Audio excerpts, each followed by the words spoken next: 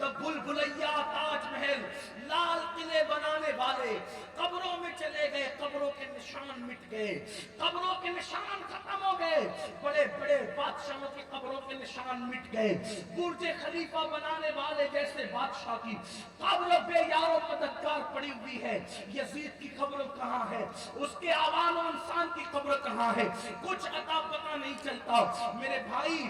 ایک دن تیرے جسم کا رشتہ بھی تیری روح سے ٹوٹ جائے گا، نہ تیری جوانی ہوگی، نہ جوانی کا غرور ہوگا، نہ تیری دولت ہوگی، نہ تیری دولت کا گھمنڈ ہوگا۔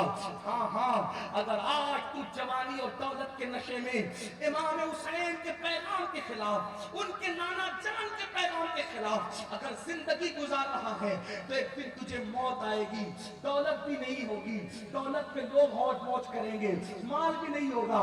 ہائے کیا بے بسی ہے، ہائے کیا بے کسی ہے، جب انسان مرتا ہے اس کو موت آتی ہے تو وہ خود سے نہا بھی نہیں سکتا جب تک دوسرے نہ نہلائے، وہ خود سے کفن بھی نہیں پہن سکتا جب تک کہ لوگ کفن نہ پہنائے۔ کتنا اتراتے ہو اپنی جنس پر، کتنا اتراتے ہو اپنی ٹی شرٹ پر، کتنا اتراتے ہو اپنی قیمتی گاڑیوں پر، کتنا اتراتے ہو اپنے بنگلوں پر، اپنے گھروں پر، نرم نرم گدوں پر لیٹ کر زنا کے مناظر والی فلمیں دیکھنے والوں، نرم نرم گدوں پہ لیٹ کر گانے غزلیں سننے والوں، گندے مناظر دیکھنے والوں، قبر کی پہلی رات یاد کرو، اللہ اکبر۔ وہاں ہوگا کیا؟ کوئی کام نہیں آئے گا میرے بھائی۔ یہ جو تمہیں بڑی معذرت کے ساتھ یہ جو تمہیں تھپکیاں دی جاتی ہے نا، ارے تم تو جنتی ہو، تم تو جنتی ہو، تم تو جنتی ہو، یہ ساری باتیں جو ہے وہ بس ایک تھپکیوں کی طرح ہے، ایک تسلی کی طرح ہے، ورنہ جنت اتنی سستی نہیں ہے کہ تم ایک بار سبحان اللہ کہہ کے جنت حاصل کر لو۔ جنت اتنی سستی نہیں ہے کہ معاذ اللہ تم صرف نعرے لگا کے جنت حاصل کر لو۔ میرے عزیز، اگر جنت اتنی سستی ہوتی تو امیر حمزہ کا کلیجہ چبایا نہ جاتا، جنت اتنی سستی ہوتی اللہ اکبر اصحاب رسول کو کہ وجود کو چلی نہ کیا جاتا، جنت اتنی سستی ہوتی۔ ارے پیدا ہوتے ہی جس حسن و حسین کو رسول اللہ نے جنتی جوانوں کا سردار بنا دیا تھا، وہ حسین کربلا تک کیوں آئے تھے؟ یہ بتانے کے لیے کہ جنت کی سرداری مجھے مفت میں نہیں ملی ہے، اتنی بڑی قربانی دینی پڑتی ہے تب کہیں جا کر جنت کی سرداری ملتی ہے۔ ہمیں کیا ہو گیا؟ گانے بھی سنیں گے، جنت ہاتھ سے نہیں جاتی، شراب بھی پیئیں گے، جنت ہاتھ سے نہیں جاتی، زنا بھی کریں گے، جنت ہاتھ سے نہیں جاتی۔ اللہ اکبر، یہ مکر ہے، یہ فریب ہے، یہ دجل ہے۔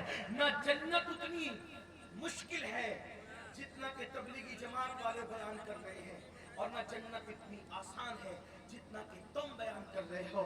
جنت اللہ اکبر خدا کے کرم سے ملنی ہے، خدا کی عنایتوں سے ملنی ہے۔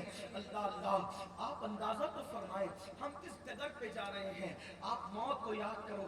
آج ہر جوان جس کے موبائل کے اندر مشکل پاسورڈ کے ساتھ جو گندگی بھری ہوئی ہے، ماں سے چھپا لو گے، باپ سے چھپا لو گے، بھائیوں سے چھپا لو گے، کیا اپنے نبی سے بھی چھپا لو گے، کیا اپنے خدا سے بھی چھپا لو گے؟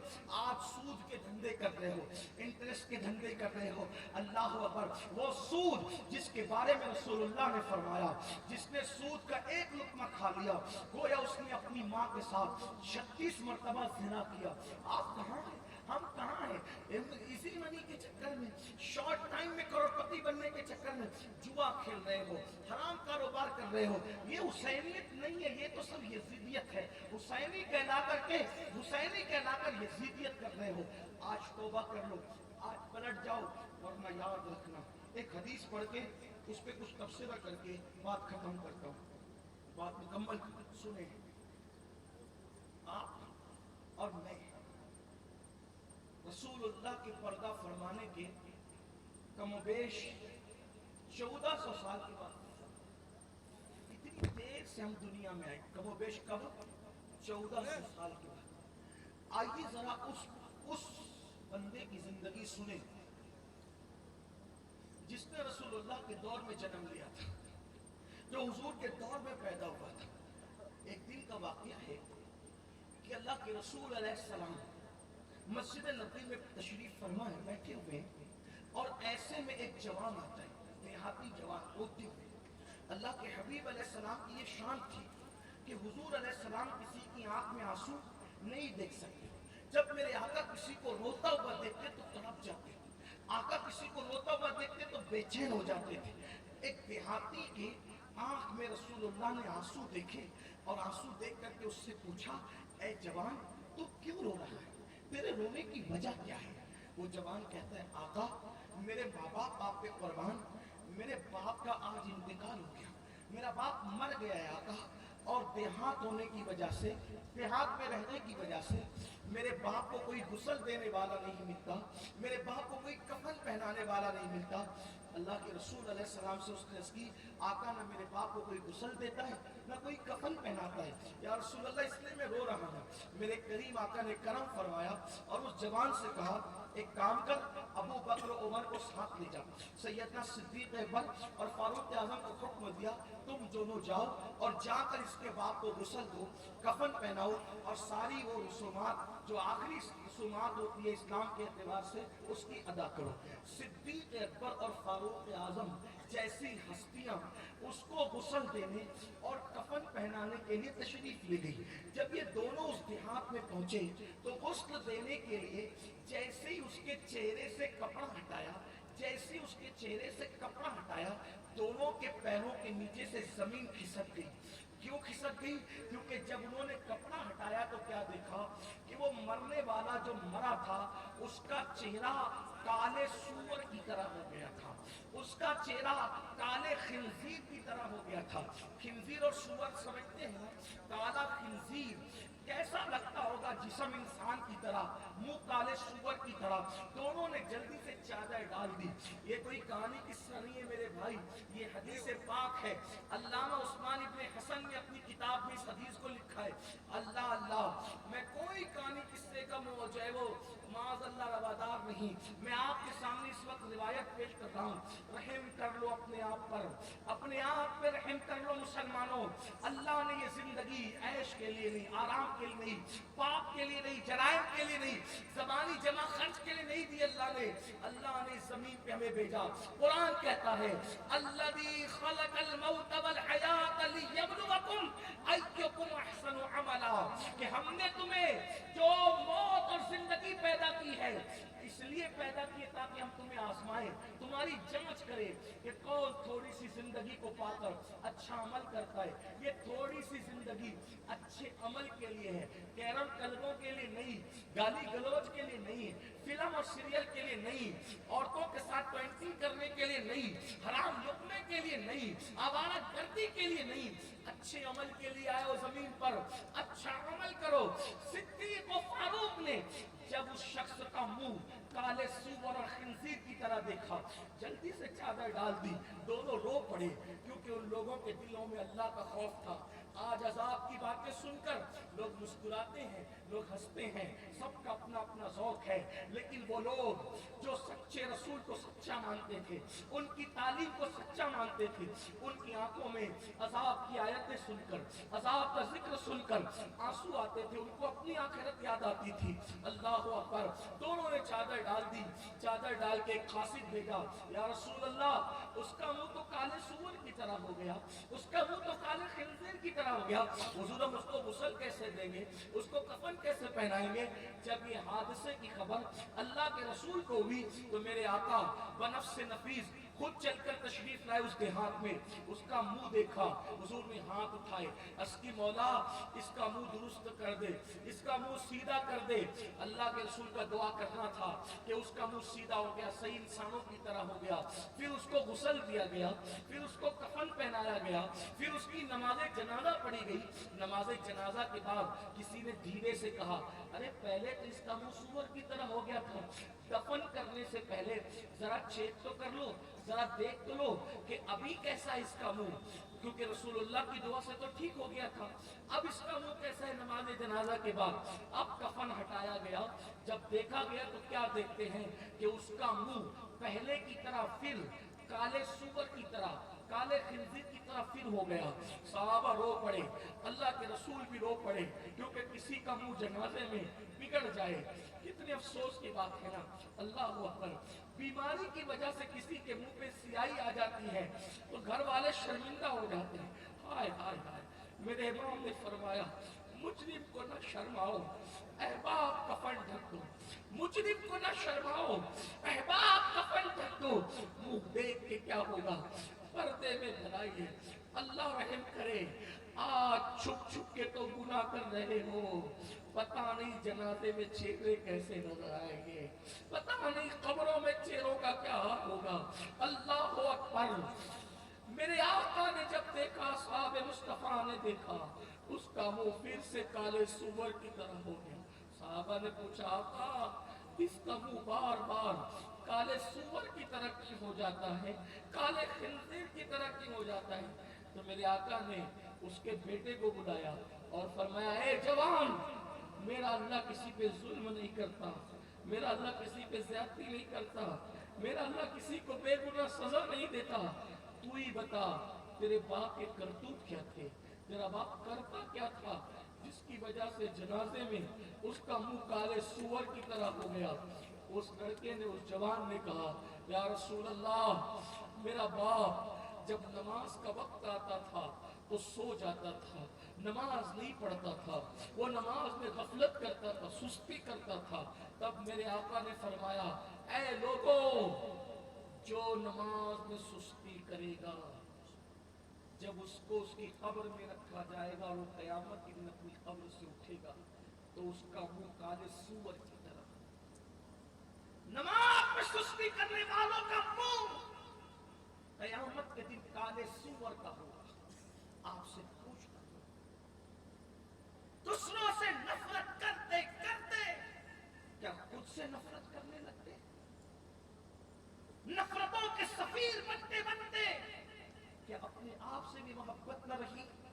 جب اللہ کے رسول کے کہنے پہ اللہ کو ایک مانا, جب اللہ کے رسول کے کہنے پہ قرآن کو اللہ کی کتاب مانا, جب اللہ کے رسول کے کہنے پہ اسلام کو سچا دین مانا, تو حضور ہی کہہ رہے ہیں کہ جو نماز میں سستی کرے گا جب وہ قیامت کے دن اٹھے گا تو اس کا منہ کالے سور کی طرح, کالے خنزیر کی طرح ہوگا. آپ سے پوچھتا ہوں, چہرے پہ پھنسی نکل آئے, چہرے پہ پھنسی نکل آئے تو آپ کسی محفل میں نہیں جاتے. کالج کے لڑکے کالج جانا چھوڑ دیتے ہیں, لوگ دعوتوں میں جانا, میرے منہ پہ پھنسی آ گئی ہے. جب کالے منہ پہ پھنسی لے کر عوام کی محفل میں نہیں جاتے, چہرے پہ پھنسی لے کر عوام کی محفل میں نہیں جاتے, تو اللہ جب بے نمازی پن کی وجہ سے قیامت میں منہ کالے سور کی طرح کر دے گا, وہ منہ لے کر رسول اللہ کے پاس کیسے جاؤ گے, وہ منہ لے کر خدا کی بارگاہ میں کیسے جاؤ گے؟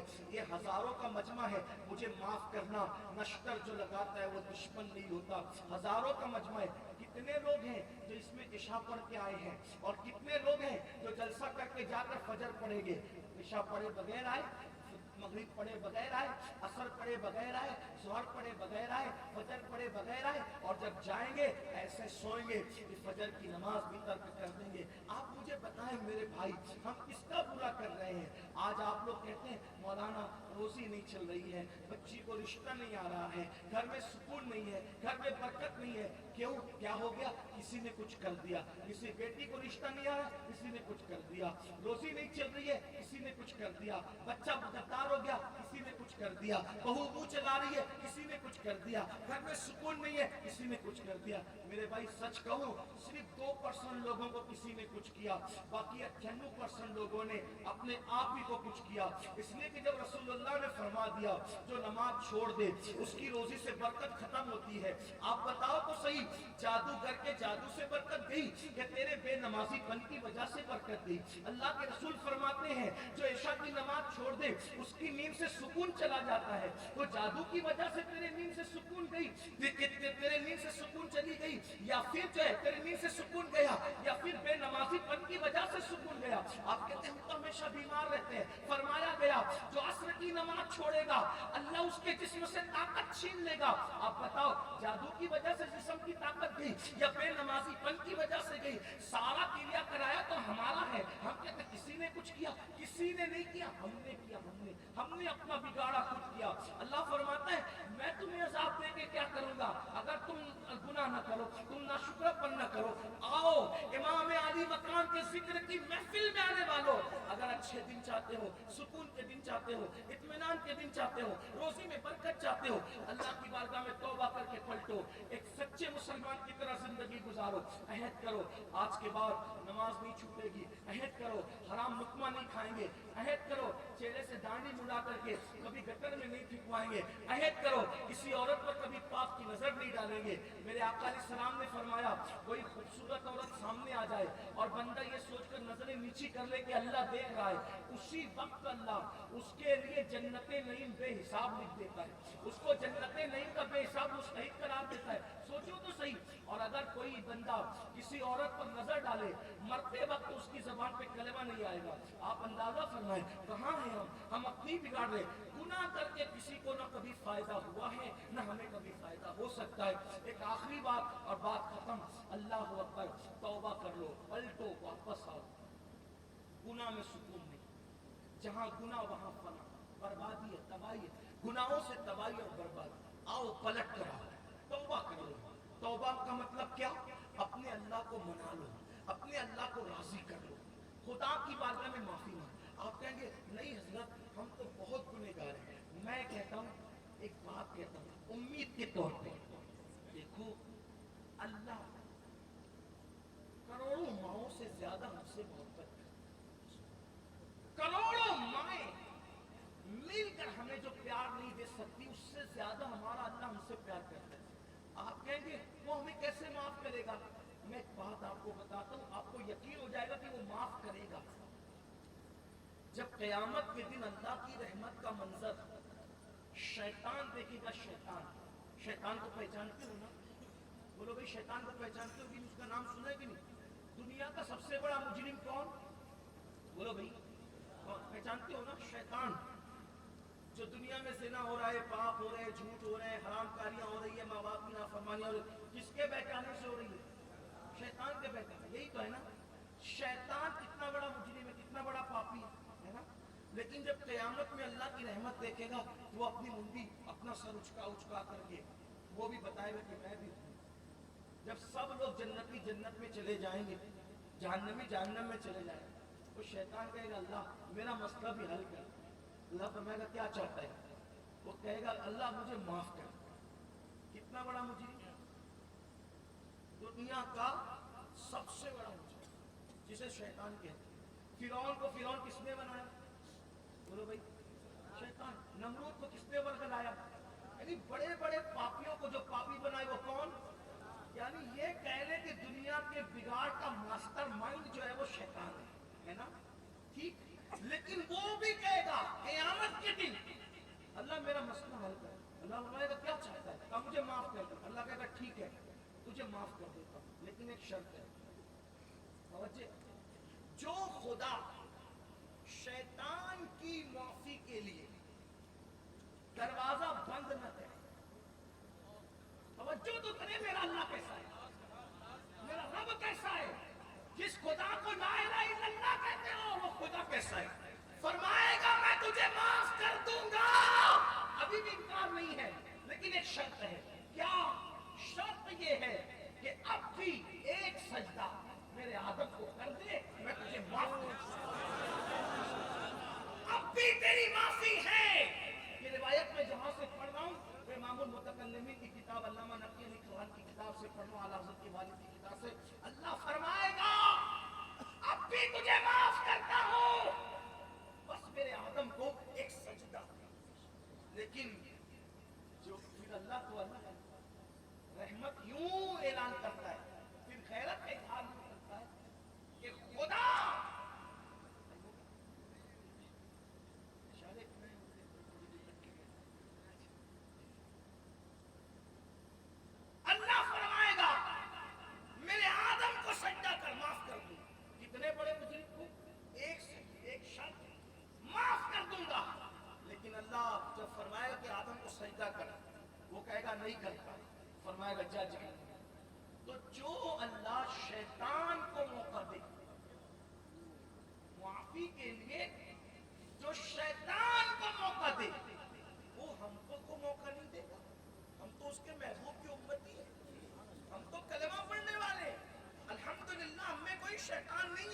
انسان ہیں اور وہ بھی رسول اللہ کے امتی ہیں، معافی مانگ لو، توبہ کر۔